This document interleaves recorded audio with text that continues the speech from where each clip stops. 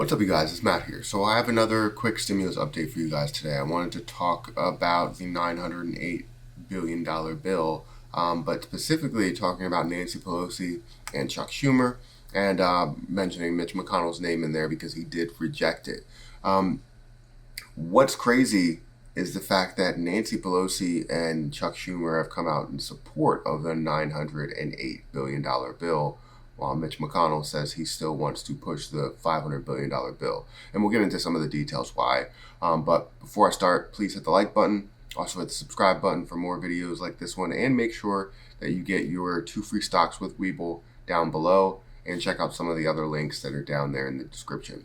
Now, Chuck Schumer and Nancy Pelosi apparently have been doing like a secretive COVID relief bill, sending information directly to McConnell in order to get something pushed, in order to get something that's not out in the open, but to McConnell, make it seem like they're trying to negotiate without having the interest of the people come into play. Because once the people hear that there's a new bill, there's something brand new, obviously we get you the information, and if it's good, if it includes everything that people want, like stimulus checks, unemployment, PPP, then that's where people get excited, and either McConnell will get backlash or Pelosi will get backlash, depending who rejects it or who doesn't accept it. So they have this $908 billion bill and a secretive bill that was out there, which McConnell has rejected both. So, I mean, I can get into some more of the detail here. I don't understand why he has to reject both of them. I don't know what the other one includes, but I would imagine it's closer to the $2.2 trillion than the $500 billion.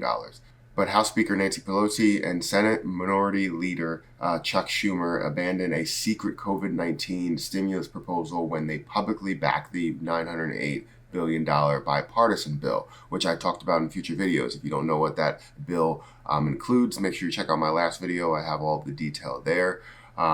But I also have the fact that McConnell rejected it. So the pair had quietly taken a proposal directly to Senate Majority Leader Mitch McConnell on Monday night. Its details are really unclear, so I don't know what's happening, but it was a private bill, and it's probably a good thing that it was private. But Pelosi and Chuck Schumer released a joint statement backing the separate $908 billion plan set out by bipartisan group of Senate leaders and House leaders on Tuesday. And here was the statement. While we made a new offer to Leader McConnell and Leader McCarthy on Monday, in the spirit of compromise, we believe the bipartisan framework introduced by senators yesterday should be used in future negotiations, they said. Now, I don't know if that's truly backed, if they're like, hey, I support the $908 billion bill, because it really doesn't offer everything that they asked for. It offers a portion of it, but it doesn't offer enough, especially not having stimulus checks in there. That's what people care about. I feel like they're just trying to stall, which I've talked about in previous videos as well, just to get the vaccine and not have to worry about giving people money. But obviously Democrats want to give people money, or give money to states at least. But the bipartisan bill is far short from the $2.2 trillion package approved by the Democratic Party. McConnell states that Donald Trump will only accept what he has to offer, basically the $500 billion bill. And that doesn't make sense because he's come out in the past and said that he just wants something passed. He wants a large stimulus bill passed, and now he's saying that he doesn't want this passed. I haven't heard him say that he will only accept the $500 billion bill or accept $1 trillion. I've seen him come out and say 1.8, 1.9. I feel like he's just trying to throw numbers. McConnell is trying to throw numbers out there, saying that he's only going to accept what we have to offer, so why don't you just agree to it, which is ridiculous. It doesn't offer enough. It doesn't offer stimulus checks. It doesn't offer more money to state and local governments. It offers basically nothing. You're just funding the PPP, and that's pretty much it. That's all people care about out of that bill. So to look at the whole entire situation, I really don't know. Everybody's come out in the wrong here. I really can't trust the government in any case. because it seems like their negotiation strategies just aren't working. If they had a third-party system, a three-party system, then this would have been passed already. We would have had probably 2-3 stimulus bills by now, because of the fact that they would have been like, all right, well, I agree on this one. Let's get this passed. But no, we have one side that leads in the House, one side that leads in the Senate. If one side doesn't like something, it doesn't pass that area. If the other side doesn't like something, it doesn't pass that area. And then if the president doesn't want to sign off something, he doesn't sign off on it. It's crazy to say that we are in this point to where one part of Congress controls everything. I don't understand that. It should be to where one controls more. I don't know. We can't get anything done if one believes one thing and one believes the other thing.